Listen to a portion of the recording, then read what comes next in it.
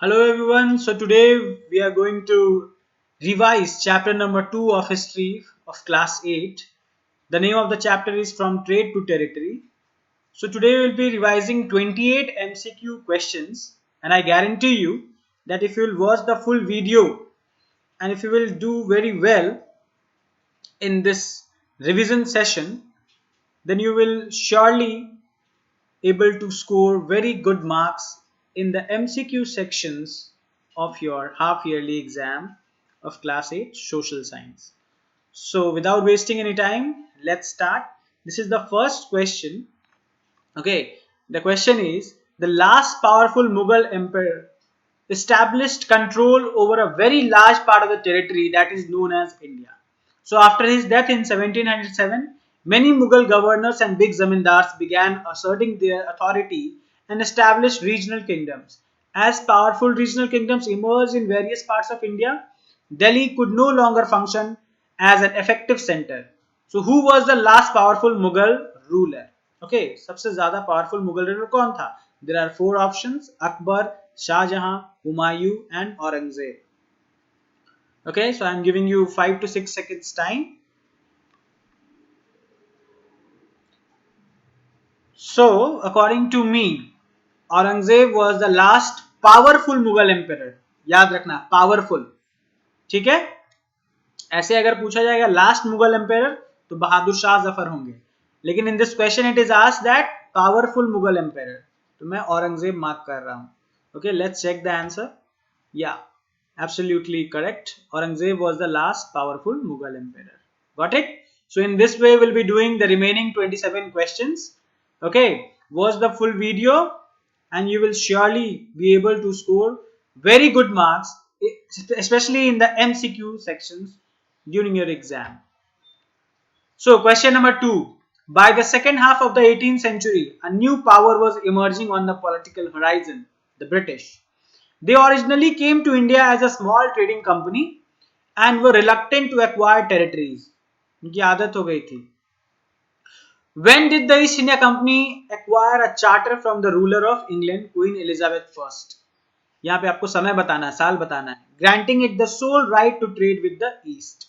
The options are 1600, 1500, 1550 or 1620. I'll be giving you 5 seconds. You all can comment your answer in the comment section, live chat section. Okay, time up. So according to me, 1600. The year 1600 is the right answer. Let's check it. Absolutely correct. So without wasting much time, let's move to the other question. Question number 3. With the charter from Queen Elizabeth granting it the sole right to trade with the East India Company could venture across the oceans looking for new lands from which it could buy goods at a cheaper price and carry them back to Europe to sell at higher prices. How did mercantile trading companies in those days make profit? Mercantile trading के बारे में मैंने आपको बहुत अच्छे से इलैबोरेटली समझाया है इसी चैप्टर के वीडियो लेक्चर में. ओके, आप जा करके वीडियोस में उस चैप्टर के वीडियो लेक्चर को ढूंढ करके एक बार देख सकते हो फॉर बेटर अंडरस्टैंडिंग. इसकी मदद से आप सारे के सारे एमसीक्यूज भी बहुत अच्छे से सॉल्व कर पाओगे और सब्जेक्टिव क्वेश्चंस भी बहुत इजीली बना पाओगे. Okay, so let's look at the options. By excluding competition, by educating people about sea travel, by buying at high prices and selling at low. None of them. So according to me, the correct answer will be option number 1, by excluding competition. क्योंकि सिर्फ east India company को whole soul right करने मतलब trade करने का अनुमति मिला था क्वीन एलिजाबेथ के द्वारा. क्वीन एलिजाबेथ ने क्यों दिया था? बिकॉज मैंने बताया था वीडियो में, because she was also one of the share holders. वो भी वन ऑफ द डायरेक्टर थी ईस्ट इंडिया कंपनी की. आप लोग ज्यादातर आपको किसी बुक में मिलेगा नहीं देखने को, बट रियलिटी यही है. So let's check the answer. Yeah, by excluding competition, it's the right option. So let's move to question number 4. The Royal Charter could not prevent other European powers from entering the eastern markets. The Portuguese had already established their presence in the western coast of India with their base in Goa. Portuguese पहले ही आ गए थे. The first English ship sailed down the west coast of Africa, round the Cape of Good Hope. Now Cape of Good Hope कहाँ पे? Africa में है. And cross the Indian Ocean. So who discovered this sea route to India in 1498? This is a very factual question, आप लोग सबको पता ही होगा. जब नहीं पता है तो मैं आपको बता दे रहा हूँ. वास्को डी गामा ने डिस्कवर किया था सी रूट. मैंने अपने वीडियो लेक्चर में बहुत बार इनका नाम लिया है, Vasco da Gama. Let's check. Yeah it's absolutely correct. So question number 5. By the early 17th century, the Dutch too were exploring the possibilities of trade in the Indian Ocean. Soon the French traders arrived on the scene. The urge to secure markets therefore led to fierce battles between the trading companies. So what were the things that all European companies wanted to buy from India? ऐसी क्या चीज थी India में जो कि सारी European companies, be it French, be it Portuguese, be it Britishers, be it Dutch, सब interested थे. Okay, the options are right now, means it is visible on the screen. आप लोग पढ़ लो. 5 to 10 seconds का मैं टाइम दे रहा हूँ. So option number 1 is the correct answer according to me. They were attracted by cotton, silk, pepper, cloves, cardamom and cinnamon. Let's check it. Yeah, it's absolutely correct. So moving to question number 6. The first English factory was set up on the banks of the river Hooghly. ये कोलकाता के पास में है. ये distributary है river Ganges यानी river Ganga की. This was the base from which the companies traders known at that time as factors operated.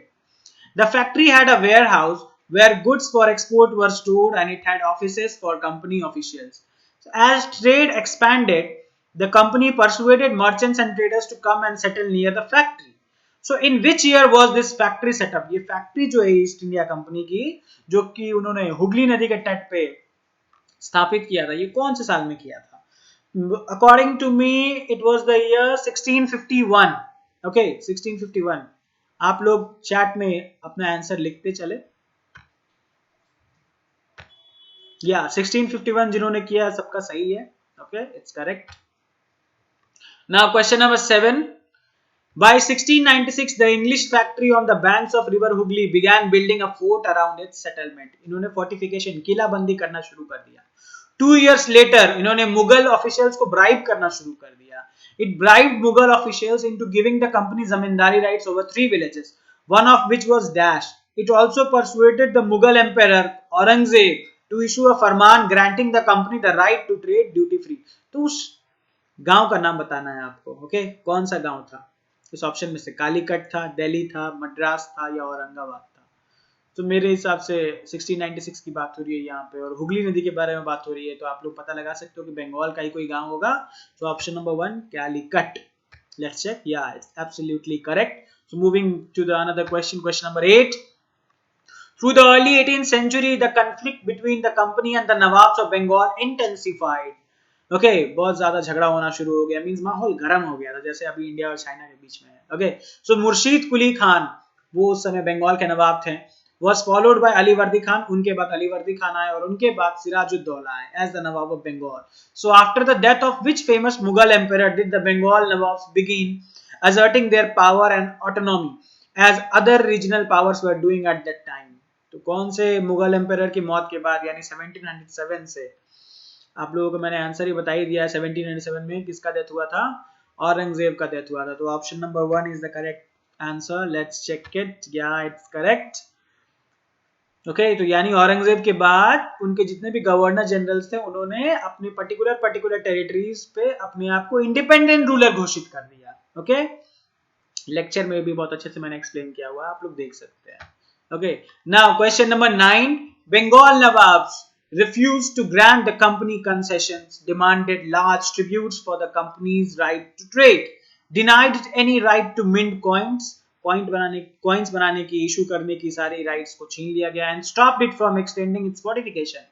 So these conflicts of interest led to confrontations. तो tension होना शुरू हो गया बंगाल के नवाब्स में और कंपनी के ऑफिसर्स में. Now which famous battle did this finally culminate in? Lastly कौन सा बैटल हुआ ये कॉन्फ्लिक्ट्स के बाद में? बैटल ऑफ प्लासी हुआ, बैटल ऑफ पानीपत हुआ, बैटल ऑफ झांसी हुआ या बैटल ऑफ मैसूर हुआ? ओके, तो मेरे ख्याल से बैटल ऑफ प्लासी हुआ था. ओके, बैटल ऑफ प्लासी इसका नाम क्यों है ये आप लोग वीडियो देखोगे तो आपको पता चलेगा. Okay, these questions are very very important, ठीक है, from the examination point of view. तो आप लोग समझ लो ठीक है. So according to me, Battle of Plassey, option number 1 is the correct answer. Let's check it. Yeah, absolutely correct. Battle of Plassey की वजह से बंगाल नवाब्स और कंपनी ऑफिशियल्स के बीच में झगड़ा हुआ था, बहुत which means बहुत टेंशन हुआ था, जिसकी वजह से फिर बैटल ऑफ प्लासी होता है. नाउ जब अलीवर्दी खान का डेथ होता है 1756 में, सिराजुद्दौला नवाब बनते हैं बंगाल के. He marched with 30,000 soldiers to the English factory at Qasim Bazaar, captured company officials, locked the warehouses, disarmed all Englishmen, and blockaded their English ships also. Then he marched to Calcutta to establish control over the company's port there. When did Robert Clive lead the company's army against Sirajuddaulah at Plassey? तो Robert Clive ने कब lead करना शुरू किया? So option number 1 is 1759, option number 2 is 1757, option number 3 is 1756 and option number 4 is 1758. बहुत मिलता जुलता सब साल है. अगर आप लोगों को एकदम एग्जैक्ट आंसर पता है तो आप लिख सकते हो. मुझे तो पता है. So according to me it's 1757. Let's check it. Okay, it's correct. 1757 is the right answer. 1757 में रॉबर्ट क्लाइव ने अपनी आर्मी को सिराजुद्दौला के खिलाफ खड़ा किया था. Okay. Now, question number 11. The Battle of Plassey became famous because it was the first major victory of the English East India Company, who became the Nawab of Bengal after Sirajuddaulah. तो सिराजुद्दौला के बाद कौन बनता है नवाब of Bengal? आप लोगों ने अगर वीडियो देखा होगा तो आपको पता होगा इसका आंसर. अलीवर्दी खान तो ये तो बहुत पहले थे. मुर्शीद कुली खान जस्ट पहले थे. मीर कासिम नहीं बनते हैं. According to me Mir Jafar ही बनते हैं. ओके, तो मीर जाफर बनते हैं सिराजुद्दौला के बाद नवाब. Let's check it. क्या मैं सही बोल रहा हूँ या गलत? Okay, it's correct. Mir Jafar. Now अब मीर जाफर से रिलेटेड क्वेश्चन आ गया. इस क्वेश्चंस को मैंने उसी तरीके से डिजाइन किया हुआ. तो Mir Jafar protested after the company made him the Nawab of Bengal, causing the company to depose him and install Mir Qasim in his place. When Mir Qasim complained, he in turn was defeated in a battle fought at Buxar, driven out of Bengal, and Mir Zafar was reinstalled. यहाँ पे क्या है, मीर जफर को बनाया गया. फिर मीर जफर ने complain करना शुरू किया, तो फिर कंपनी ने मीर कासिम को बना दिया. फिर मीर कासिम को भी जब बुरा लगने लगा कि अरे नवाब बनने का कोई मतलब ही नहीं, कोई मजा ही नहीं आ रहा, तो वापस से मीर कासिम को भगा दिया गया. बैटल ऑफ बक्सर में हरा भी दिया गया और बंगाल से लात मार के भगा दिया गया. और फिर वापस से मीर जफर को नवाब ऑफ बंगाल री इंस्टॉल कर दिया गया. So in which year was the battle of Buxar fought? Battle of Buxar कौन से ईयर में लड़ा गया था? 1764, 65, 1774 या 1760 में? तो मेरे ख्याल से बैटल ऑफ बक्सर जो है वो 1764 में हुआ था. चेक करते हैं. या absolutely correct. Now question number 13. The Mughal emperor appointed the company as the Diwan of the provinces of Bengal. The Diwani allowed the company to use the vast revenue resources of Bengal. This solved a major problem wherein the company had to buy most of the goods in India with gold and silver imported from Britain, because the options are: the company had no revenues in India, it was very tedious to calculate the differences in the values of currencies of Britain and India, the prices of the goods was very high. At the time Britain had no goods to sell in India. कौन सा option सही होगा ये आप बताओ मुझे. तो मेरे ख्याल से option number 1, the company had no revenues in India, will be the correct answer. Let's check it. Okay, बिल्कुल सही है. ठीक है, अब हम लोग मूव करते हैं next question. Question number 14. So after the battle of Buxar the company appointed residents in Indian states. Residents को अपॉइंट कर लिया गया. रेसिडेंट्स कौन थे? ये परमानेंट ऑफिसर्स थे ब्रिटिश आर्मी के. Through these residents the company officials began interfering in the internal affairs of the Indians. अब ये जो रेसिडेंट्स थे, इन लोगों ने राजाओं के एडमिनिस्ट्रेशन को हथियाने की कोशिश की, इंटरनल अफेयर्स में हस्तक्षेप करना शुरू कर दिया था. They even attempted to decide who was to be the successor to the throne and who was to be appointed in administrative posts. Sometimes the company forced the states into a subsidiary alliance. अब subsidiary alliance का मतलब मैंने समझाया हुआ है, आप लोग जाकर के वीडियो में देख सकते हो, लेक्चर में देख सकते हो. What does this term subsidiary alliance mean? The options are given over here. Options पढ़ लो, 10 seconds का टाइम दे रहा हूं मैं, और करेक्ट आंसर या करेक्ट ऑप्शन बताओ मुझे. ये subsidiary alliance का मतलब क्या होता है? सो मेरे ख्याल से सब्सिडरी लैंड्स का मतलब होता है कि Indian rulers were not allowed to have their independent arm forces. उनके जो भी आर्मी थी उन सारे आर्मी को इंग्लिश ऑफिशियल्स ने बोला कि सब्सिडरी अलायंस के तहत आप हमारे पास छोड़ दो, हम इन्हें क्या करेंगे, ट्रेन करेंगे, इन्हें मॉडर्न वॉरफेयर टेक्निक सिखाएंगे और इसके बदले आप जो भी फी बनता है, जो भी क्या उसे बोलते हैं, मेंटेनेंस फी होता है, वो आपको देना पड़ेगा। और जब इंडियन किंग्स जब ये नहीं दे पाते थे तो उनके बड़े बड़े टेरिटरीज को अंग्रेज अपने अंदर ले लिया करते थे। बोलते थे कि चलो फिर ठीक है, अगर आप पैसे नहीं दे पाओगे, मेंटेनेंस फी नहीं दे पाओगे, तो अपने टेरिटरी का जो कुछ हिस्सा है, कुछ जमीन है, वो आप हमारे नाम कर दो, इंग्लिश ईस्ट इंडिया कंपनी के नाम कर दो। So according to me option number 1 will be the correct answer. Let's check it. Yeah subsidiary alliance का मतलब यही होता है। Now question number 15, under subsidiary alliance, when Richard Wellesley was the governor general, the Nawab of Dash was forced to give over half of his territory to the company in 1801 as he failed to pay the subsidiary forces। यानी subsidiary alliance का जो maintenance fee है वो 1801 में नवाब, कहाँ के नवाब थे जो फेल हो गए थे, तो उनसे आधी टेरिटरी उनकी ले ली गई थी। बताइए, अवध के, बंगाल के, इलाहाबाद के या कलकत्ता के? तो कलकत्ता के तो हो नहीं सकता है। ओके, कलकत्ता उस समय था ही नहीं, कालीकट गांव था वो। सो अकॉर्डिंग टू मी, मेरे हिसाब से ये अवध के नवाब थे। ठीक है, इनका नाम आप लोग अगर लिख सकते हो तो लिख लो, मैंने एक्सप्लेनेशन के टाइम में इनका नाम बताया था। ठीक है, अभी फिर से बता देता हूँ। अवध के नवाब थे, उनका नाम था वाजिद अली शाह।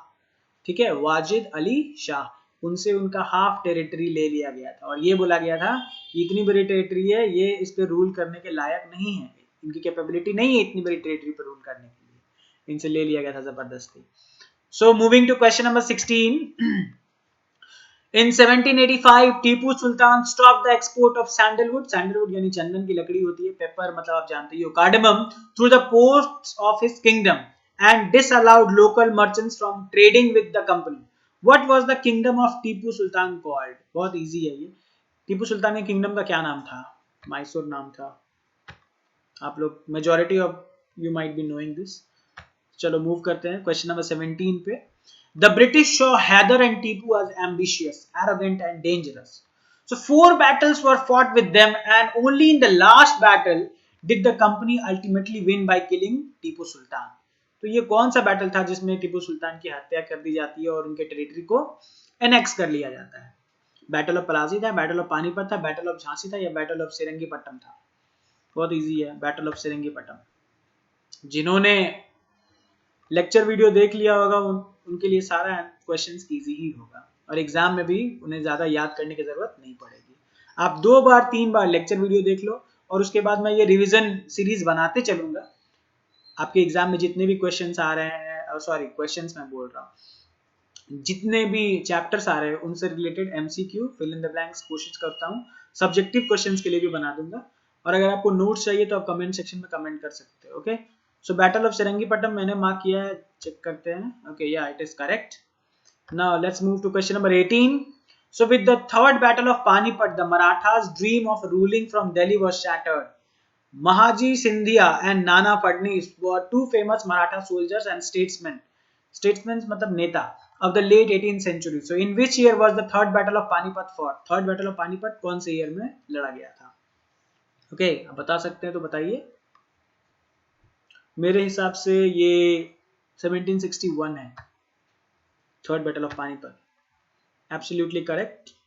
ओके, चलिए मूव करते हैं क्वेश्चन नंबर 19 की तरफ। The British subdued the Marathas in a series of wars. बहुत सारे वॉर्स में ब्रिटिशर्स मराठास से लड़े हैं। In the first war that ended in 1782, ये ट्रीटी ऑफ सालबाई से खत्म हुआ था। There was no clear victor, इसमें कोई भी जीत हासिल नहीं हुआ था। From 1803 to 1805 the second Anglo Maratha war was fought on different fronts, अलग अलग जगह पे हो रहा था, resulting in the British winning Odisha. और सेकंड, ये आप लोगों के नोट्स में भी लिखा हुआ सारा कुछ, सेकंड एंग्लो मराठा वॉर में ब्रिटिशर्स जो है वो उड़ीसा को ऑक्यूपाई कर लेते हैं और नॉर्थ में यमुना रिवर के अगल बगल का एरिया जैसे आगरा और दिल्ली, ये पहले मराठास के अंदर में था लेकिन इनसे ब्रिटिशर्स अपने अंडर में ले लेते हैं। और जो third Anglo Maratha war finally crush the Maratha power, बुरे तरीके से मराठा पावर को क्रश कर देता है। And the Peshwa was removed and sent away to Bithur near Kanpur with a pension. बोल दिया गया कि आप बिथुर जाओ, वहां रहो, ठीक है, और आपको पेंशन दे दिया जाएगा हर महीने। The company now had complete control over the territories south of the Vindhya, Vindhya पहाड़ियां जो है। During which year was the third Anglo Maratha war for? तो थर्ड एंग्लो मराठा वॉर कौन से साल में लड़ा गया था?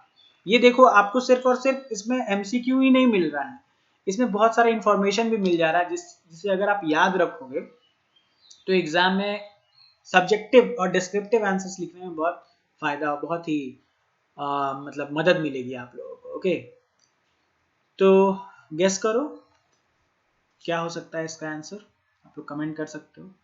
तो मेरे हिसाब से ऑप्शन नंबर 2 1817 टू 1819 ये थर्ड एंग्लो मराठा वॉर का टाइम पीरियड है। Okay, it is the correct answer. Let's move to question number 20। So under Lord Hastings the governor general, ये थे 1813 से 1823 तक, एक new policy of paramountcy was initiated. The company claim that its authority was paramount और supreme. Company ने claim करना शुरू कर दिया कि मेरी अथॉरिटी सबसे सुप्रीम है। Hence, its power was greater than that of Indian states. So, Rani Chennamma took to arms and led an anti-British resistance movement. Britishers के खिलाफ खड़ी हो गई रानी चेन्नम्मा, और फिर उनको 1824 में अरेस्ट कर लिया जाता है और वो जेल में 5 साल तक रहती है और 1829 में उनकी डेथ हो जाती है। तो where was Rani Chennamma from? Rani Chennamma कहाँ की रानी थी, किस जगह की रानी थी, बता सकते हो? अवध की थी, कित्तूर की थी, झांसी की थी या मैसूर की थी? बताओ, गेस करो। तो मेरे हिसाब से ये कित्तूर की रानी थी। ओके, अब ये कित्तूर कहाँ है? ये कित्तूर है मैसूर में, वही टीपू सुल्तान का जो प्रेसिडेंसी था, या प्रेसिडेंसी नहीं बोलेंगे, किंगडम था। ओके, टीपू सुल्तान का जो किंगडम था वहीं पे कित्तूर है, तो रानी चेन्नम्मा वहीं की थी। ओके, चेक करते हैं answer, absolutely correct. Now question number 21। In the late 1830s, the English East India Company became worried about Russia. It imagined that Russia might expand across Asia and enter India from the northwest. Driven by this fear, the British now wanted to secure their control over the northwest. What did the British do to achieve this? आप options पढ़ सकते हो, Britishers ने क्या किया Russia पे control करने के लिए। ऑप्शंस पढ़ो, 10 सेकंड का टाइम देता हूं मैं। आंसर भी आप करेक्ट ऑप्शन लिख सकते हो लाइव चैट में या कमेंट सेक्शन में। तो टाइम अप। ब्रिटिशर्स ने क्या किया था? They fought a prolonged war with Afghanistan between 1838 and 1842 and established indirect company rule there. Let's check it, option number 1 is the correct answer or not? Yeah it is correct. Okay, आप लोगों को ये याद करना पड़ेगा, गॉट इट? क्योंकि उस समय हो सकता है ऑप्शंस, अगर एग्जाम में ऐसे क्वेश्चंस आए तो सेम ऑप्शन नहीं भी हो सकते हैं या ऊपर नीचे करके भी हो सकते हैं, तो it is up to you, आप याद कर सकते हो इसे बहुत अच्छे से। Now, in order to protect its business interests with the company annexed or threatened to annex any Indian kingdom, this view continued to guide later British policies as well. When did the British annex these states of India? Britishers ने कैसे कैसे किन किन states को annex किया है, period wise यहाँ mention किया हुआ है। अगर आपको याद है तो आप लिखो, नहीं याद है तो फिर you can wait for 10 seconds. मैं आपको बता दूंगा, 1848 सतारा, 1849 पंजाब, यहाँ पे बी छूट गया है, please pardon me for this. बहुत मेहनत करना पड़ता है तो एक आध मिस्टेक तो आप लोग पार्डन कर ही सकते हो। 1850 संबलपुर, 1852 उदयपुर, 1853 नागपुर, 1854 झांसी। सो ये करेक्ट क्रोनोलॉजी है, मैं इसी को मार्क करता हूँ, या आप लोग याद कर लोगे, ये क्रोनोलॉजी याद कर लोगे, बहुत इंपॉर्टेंट है ये।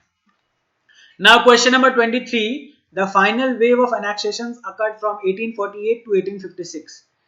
उस समय जो गवर्नर जनरल थे इंडिया के, उन्होंने एक पॉलिसी डिवाइस की that came to be known as the doctrine of lapse. So this doctrine declared that if an Indian ruler died without a male heir मतलब अगर उनका कोई पुत्र नहीं होता तो उनके जो पूरी टेरिटरी, जो पूरी किंगडम है वो लैप्स कर जाएगी, उनके पावर से छूट जाएगी और ईस्ट इंडिया कंपनी यानी ब्रिटिशर्स का राज उस पर हो जाएगा। तो which governor general introduce this doctrine? इस डॉक्ट्रिन ऑफ लैप्स को किसने इंट्रोड्यूस किया था? तो लॉर्ड डेलहाउसी ने इंट्रोड्यूस किया था। Okay, see it is the correct answer. Now question number 24। Warren Hastings was one of the many important figures who played a significant role in the expansion of company power. So British territories were broadly divided into administrative units, जिसे presidencies बोला जाता था, और हर एक presidency के governor होते थे, और सारे गवर्नर एक गवर्नर जनरल को रिपोर्ट किया करते थे. तो the supreme head of the administration was the governor general. So which were the three presidencies in British India? आप लोग सबको पता ही होगा, बंगाल, मद्रास एंड बॉम्बे प्रेसिडेंसी थी. Option number 1 Bengal, Madras and Bombay, ये तीन प्रेसिडेंसी थी. इन सारे में एक गवर्नर हुआ करते थे, और ये सारे के सारे गवर्नर जो है वो एक सुप्रीम गवर्नर जनरल को रिपोर्ट किया करते थे. Now a new system of justice was established by the British wherein each district was to have two courts. एक था क्रिमिनल कोर्ट जिसको फौजदारी अदालत बोलते हैं, देखो इसमें इंफॉर्मेशन दिया हुआ बहुत अच्छे से, और सिविल कोर्ट जिसको दीवानी अदालत बोलते हैं. तो maulvis and Hindu pandits interpreted Indian laws, उन्होंने इंडियन लॉज को इंटरप्रेट किया ताकि यूरोपियन डिस्ट्रिक्ट कलेक्टर्स इसे समझ सके और सिविल कोर्ट में अप्लाई कर सके. So the criminal courts were still under a qazi and a mufti but under the supervision of the collectors. When was this system of justice established? तो ये जो सिस्टम था, ये जो अदालत का सिस्टम था, फौजदारी अदालत और दीवानी अदालत का, ये सिस्टम कब एस्टैब्लिश किया गया था? 1772 में, 1765 में, 1770 में, 1782 में. लाइव चैट में लिखो आप लोग क्या होगा इसका आंसर. तो मेरे ख्याल से ये सिस्टम 1772 में एस्टैब्लिश किया गया था. Okay, let's check it. Yeah correct, आप लोग याद करोगे अच्छे से. The Brahman Pandits gave different interpretation of local laws based on different schools of the Dharma Shastra. To bring about uniformity, 11 Pandits were asked to compile a digest of Hindu laws, and N.B. Halhed translated this digest into English. So by 1778, a code of Muslim laws was also compiled for the benefit of European judges. European जज ये Hindu law मुस्लिम laws को समझ सके उनके लिए. So under the regulating act of 1773 एक नया supreme court बनाया गया था. ठीक है, ये सुप्रीम कोर्ट पूछा जा रहा है. ठीक है, ये सुप्रीम कोर्ट आखिर सेटअप कहाँ हुआ था सबसे पहली बार? अभी तो ये दिल्ली में है, लेकिन पहले कहाँ सेटअप हुआ था? बंगाल में, कलकत्ता में. Okay, see the correct answer. Now question number 27. This is the second last question. So under British administration, the main job of which principal figure was to collect revenue and taxes? तो revenue और tax collect करने का main job किसके हाथ में था? Collector के हाथ में था. पूरा क्वेश्चन भी नहीं पढ़ सकते, लेकिन आपको आंसर पता चल जाएगा. आप लोग लेकिन पूरा पढ़ोगे, बिना पूरा पढ़े आंसर मत करना. तो collector will be the right answer. Okay, yeah, it is right. Now the last question of today's session. The colonial rule in India brought in some new ideas of administration and reform, but its power rested on its military strength. पूरा का पूरा colonial rule का power military strength पे ही था. अगर military कमजोर पड़ गई तो colonial rule खत्म. So identify the set where the words are followed by the correct meanings. अब infantry का मतलब क्या होता है? पैदल, foot soldiers. cavalry का मतलब सवार soldiers on horseback. तीरंदाज का मतलब archers होता है. सिपाही मतलब सिपाही होता है. और peasants recruited and trained as soldiers. ये आप पूरा ऑप्शन पढ़ लोगे. ठीक है, पढ़ो आप अच्छे से. ठीक है, and then you will mark the correct answer. So मैं आपको बता दे रहा हूं कि जो फर्स्ट ऑप्शन है यही सही है. Okay, let's check the answer. Yeah ये बिल्कुल सही है, लेकिन आप लोग ये पूरा याद कर लोगे. इन्फेंट्री मतलब क्या होता है, कैवेलरी मतलब क्या होता है, तीरंदाज मतलब क्या होता है, सिपाही मतलब क्या होता है. ये बहुत अच्छे से पढ़ लोगे. इस वीडियो को पूरा देखिए, बार बार देखिए. एग्जामिनेशन के एक दिन पहले कम से कम 4 से 5 बार देखिए. फिर आपको और कुछ भी एमसीक्यू पढ़ने की जरूरत नहीं होगी.